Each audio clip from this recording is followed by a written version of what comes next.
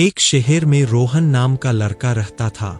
मेहनती था, समझदार था, लेकिन एक बड़ी कमी थी। जहां नहीं बोलना चाहिए वहीं बोल देता था। कभी गुस्से में बस मेरा बस हो गया, कभी दुख में मुझसे कुछ नहीं होगा, और कभी कभी तो बिना वजह ये गलत है, वो गलत है। लोग उससे बचते थे, काम बिगड़ते थे और उसकी दिनचर्या उलझती ही जा रही थी। एक दिन पार्क में घूमते हुए उसकी मुलाकात एक बूढ़े अंकल, नाम महेंद्रनाथ, से हुई।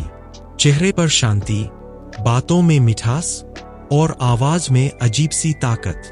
रोहन ने कहा, अंकल, मैं मेहनत करता हूं, पर जिंदगी सुधर ही नहीं रही। क्यों? महेंद्रनाथ जी मुस्कुराए और जेब से एक छोटी सी धातु की सिक्के जैसी डिस्क निकाली और बोले, जब भी किसी जगह बोलने का मन करे लेकिन दिल कहे रुको, बोलोगे तो बात बिगड़ेगी, तो इस डिस्क को बस एक बार दबाना और चुप रह जाना। रोहन ने डिस्क ली और बोला, बस इतना। अंकल, हाँ बेटा, जादू इसी में है। अगले दिन सुबह घर में मां ने गलती से उसकी शर्ट जला दी। रोहन का गुस्सा चढ़ा। ओह, ये क्या? तभी याद आया, उसने डिस्क दबाई, टिक, और चुप हो गया। मां मुस्कुराई, अच्छा हुआ तू शांत रहा, मैंने तेरे लिए नई शर्ट ले रखी है। रोहन मन ही मन, ओह, अच्छा हुआ चुप रहा।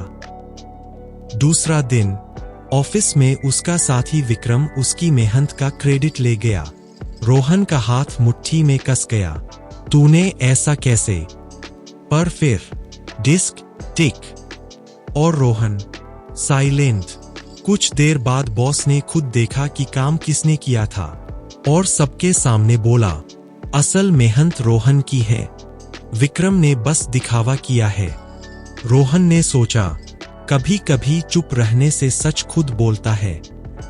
तीसरा दिन दोस्तों में एक लड़का कबीर उसे जानबूझकर चिढ़ाने लगा, रोहन, तू तो कुछ कर ही नहीं सकता। रोहन का दिमाग गरम, पर टिक, और फिर चुप्पी। कबीर खुद ही शर्मिंदा हो गया, अरे मजाक कर रहा था यार, तू तो सीरियस हो गया। हफ्ते भर बाद रोहन की जिंदगी शांत, रिश्ते मजबूत और बोलने से ज्यादा न बोलने की ताकत उसे समझ आने लगी। वो फिर महेंद्रनाथ अंकल के पास पहुंचा, डिस्क वापस लौटाते हुए बोला, अंकल, ये छोटी सी चीज मेरी पूरी जिंदगी बदल गई। अंकल मुस्कुराए, बेटा, डिस्क में कोई जादू नहीं था, जादू उस क्षण में था जब तुमने बोलने के बजाय चुप रहना चुना। जहां चुप रहना सीख जाता है इंसान, वहीं से उसकी जीत शुरू होती है। रोहन ने गहरी सांस ली और बोला, अब समझ आया, चुप्पी भी एक ताकत है।